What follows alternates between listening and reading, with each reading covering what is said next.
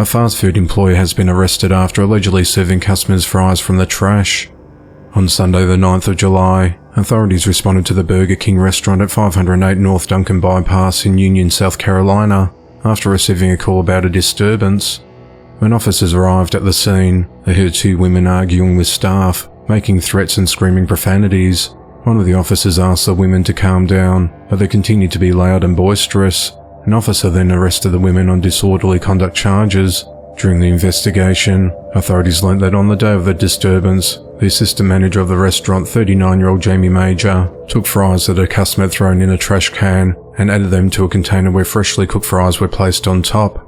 She then put a mix of the new fries and the fries from the trash can and served it to customers.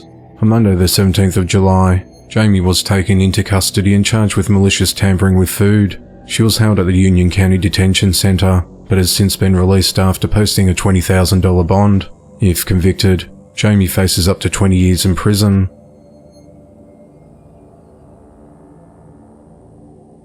Authorities are investigating after a convenience store owner was fatally shot during a robbery. At around 2 a.m. on Wednesday the 19th of July, authorities responded to a BP gas station located at 2155 Flat Shoals Road, in Decatur, Georgia, on reports of shots fired. When officers arrived, they found a man shot to death inside the store. The DeKalb County Medical Examiner's Office identified the victim as 24-year-old Rahil Sarani.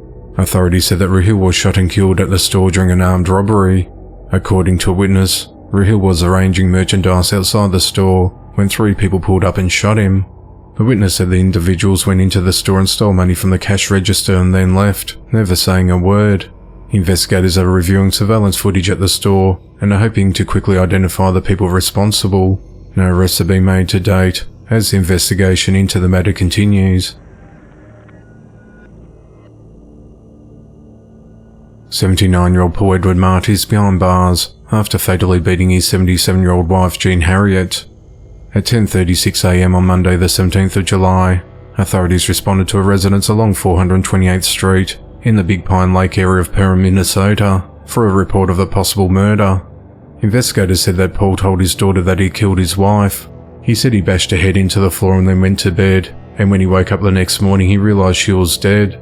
Detectives received information that Paul had 3 guns in the house and that he was intoxicated. When multiple agencies including the Otter County SWAT team arrived, Paul told them he will shoot at them and that they'll have to kill him. Authorities assisted Paul's daughter in negotiations with him to surrender. During negotiations, Paul said that he did not want to be a burden, and he claimed to have taken a large bottle of opiates. He also described how Jean's face was black and blue and that he does not want to go to jail.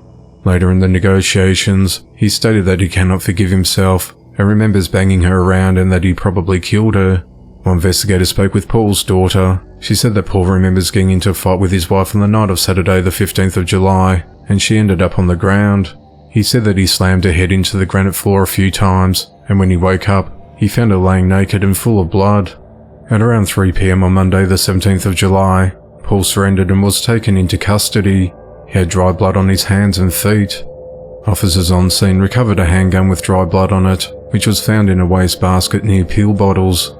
The medical examiner's office determined that Jean's cause of death to be a gunshot wound to her head and multiple blunt force trauma injuries to her head, and her death was ruled a homicide.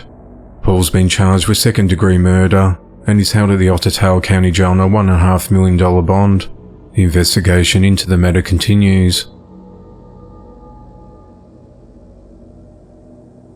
32-year-old Abel Hidraga is accused of fatally shooting 40-year-old Daniel Boschel during a dispute. At around 6:30 a.m. on Monday the 17th of July, authorities responded to the 500 block of Greenfield Drive in Lacey, Lakeview, Texas, on report of an unresponsive man sitting in a chair on the porch of his home. When officers arrived, they found Daniel slumped over dead with a gunshot wound to his forehead. Through interviewing witnesses and reviewing surveillance footage at the residence, officers were able to determine that Abel and Daniel's ex-girlfriend, who is Abel's current girlfriend, were at the residence when the shooting happened at around 1:30 a.m. Investigators located Abel and his girlfriend at a residence in the 500 block of Whispering Avenue, which is about 500 feet from the home where Daniel's body was found. The woman reported she and Abel were drinking alcohol on the porch with Daniel, when Daniel retrieved 3 firearms from inside the residence and showed them to her and Abel. She told police Daniel asked her to shoot him, which she refused. She said she never touched the guns, but Daniel eventually picked up one of the firearms. She told police that after turning away, she heard a gunshot and turned around to see Daniel bleeding from his forehead. During Abel's interview with police, he told investigators he began feeling uneasy when Daniel brought out the guns, feeling worried that Daniel might shoot him. He said that Daniel stood up from his chair while holding a pistol, which startled him and made him think that Daniel might start being aggressive toward him. Abel said that he attempted to wrestle the gun from Daniel, and during the struggle it went off, shooting Daniel in the forehead. However, police found Daniel sitting in a chair with a partially burnt cigarette in his hand, and he did not appear to have been shot following a struggle. Abel told investigators he disposed of the weapon in the Tarbecani Creek and Riesel, and showed investigators where it was. At 4:30 p.m. that day, Abel was arrested and charged with first-degree murder, and remains held at the McLennan County Detention Facility on a $500,000 bond. Abel's girlfriend has not been named or charged with the crime, as the investigation into the matter continues.